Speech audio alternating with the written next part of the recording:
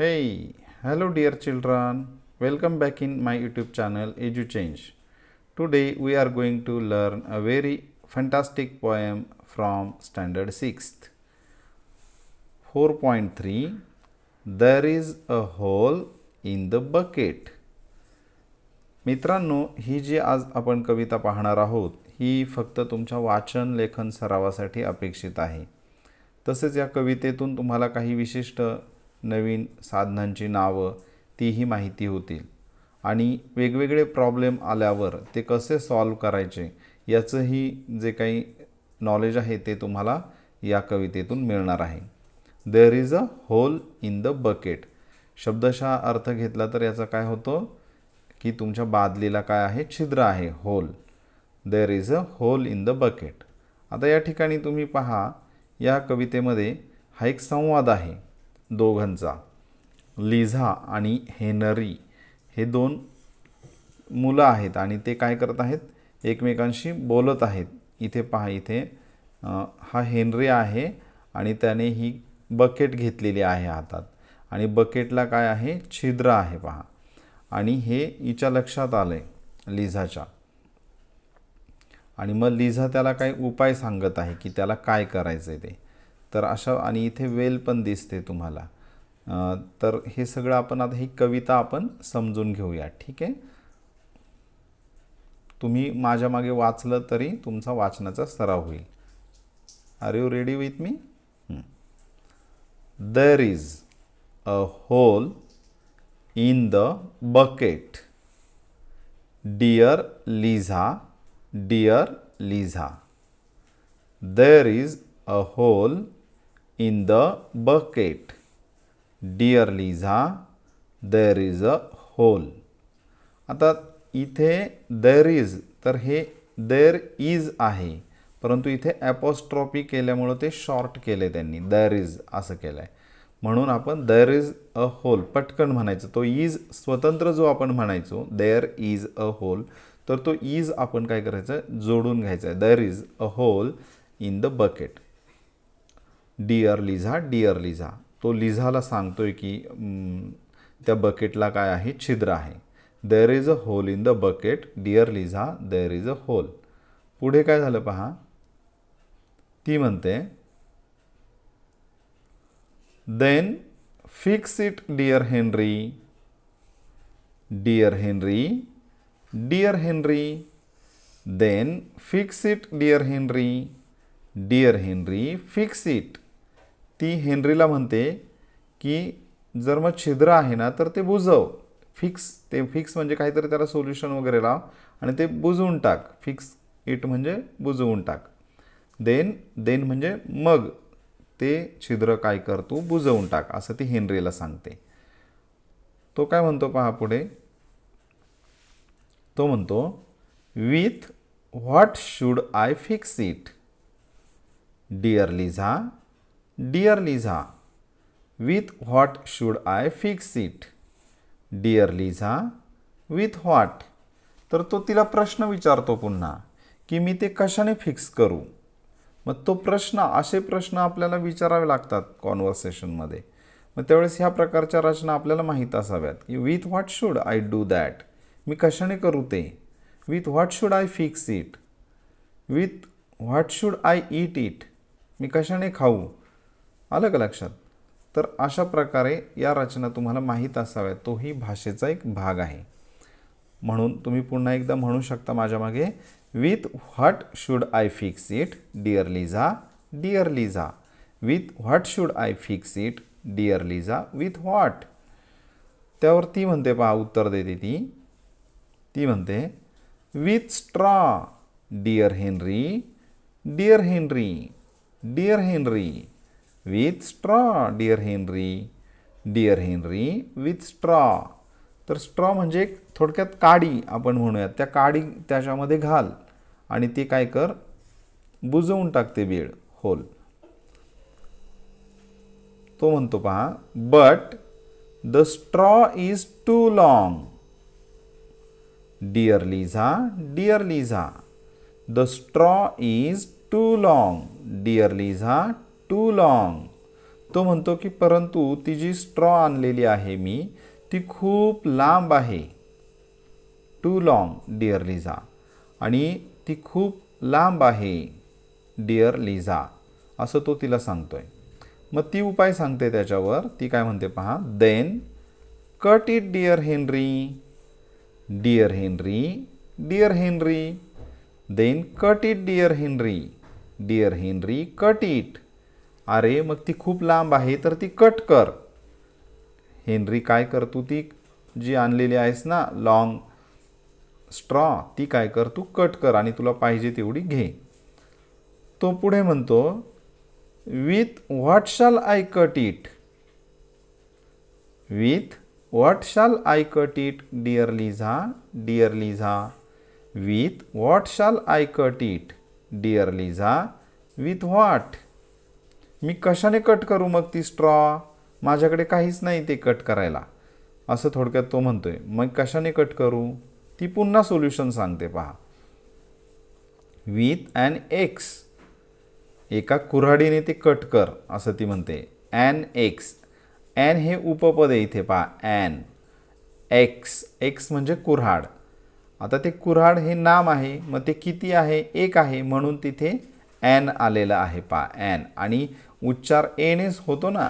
A E I O you हे जे स्वर असतात, ह्या स्वराने जेव्हा नामाचं एकवचनी नामाची सुरुवात होते तेव्हा त्याच्या अगोदर ॲन हे उपपद येतं. हे ध्यानात ठेवा. ठीक आहे. जसं की अँट, अम्ब्रेला, अशा प्रकारे तिथे ॲन घ्यावं लागतं. With an axe dear Henry. Dear Henry. With an axe dear Henry. An axe. अरे हेनरी तू काय कर, ते एक्स घे, कुऱ्हाड घे आणि त्या कुऱ्हाडीने ते कट कर. तो काय म्हणतो पुढे पहा, but the axe is too dull. Dear Liza. Dear Liza. The axe is too dull. Dear Liza. Too dull. तो म्हणतो की म्हणजे त्याच्याकडे प्रत्येक काही काम सांगितलं की त्याच्याकडे अडचण ठरलेली आहे हेनरीकडे. आणि मग तो हेनरी त्या लिझाला म्हणतोय की बाई तू म्हणतेस कुऱ्हाडीने कट कर, परंतु ती कुऱ्हाड काय झालेली आहे, बोथट झालेली आहे, तिला धार राहिलेली नाही. इट इज टू डल म्हणजे ती बोथट झालेली आहे कुऱ्हाड. मग असं म्हटल्यानंतर ती पहा चिडलेली आहे, कारण हा सारखी त्याच्या मागे कारणं सांगतोय. पुढे काय झालं पाहूया. ती परत मग त्याला उपाय सांगते. ती म्हणते, then sharpen it dear Henry. Dear Henry. Dear Henry. Then sharpen it dear Henry. Dear Henry. Sharpen it. तर ती त्याला सांगते की मग ती जर बोथट झालेली आहे, डल झालेली आहे कुऱ्हाड, तर तिला काय कर, धार लाव. शार्पन म्हणजे धार लावणे. Sharpen it. धार लावतात ना, तो कुऱ्हाडीचा जो पुढचा भाग असतो तो काय करतात, एका दगडावर असा घासतात आणि घासून घासून त्याला धार करतात पहा, धार काढतात. किंवा मग लोहाराकडे जाऊन पण त्याला धार काढून आणता येते कुऱ्हाडीला. ठीक आहे.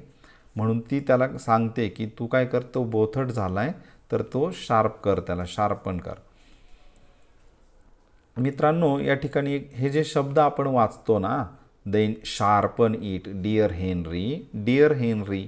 तर हे जे शब्द आपण पुन्हा पुन्हा वाचतो ना, यामुळे काय होतं, आपली जीभ, आपलं स्वरयंत्र, आपले जे घशातले तोंडातले जे काही सूक्ष्म भाग असतात की ज्यामध्ये उच्चारणासाठी आपल्याला मदत होते भाषेची, तर त्यांचा सराव होत असतो. आणि म्हणून हे पुन्हा पुन्हा वाचायचं आहे. एकदा ऐकलं, एकदा म्हणलं म्हणजे तुम्हाला आलं असं होत नाही. तुम्हाला पुन्हा पुन्हा त्याची काय आहे, प्रॅक्टिस करणं गरजेचं आहे.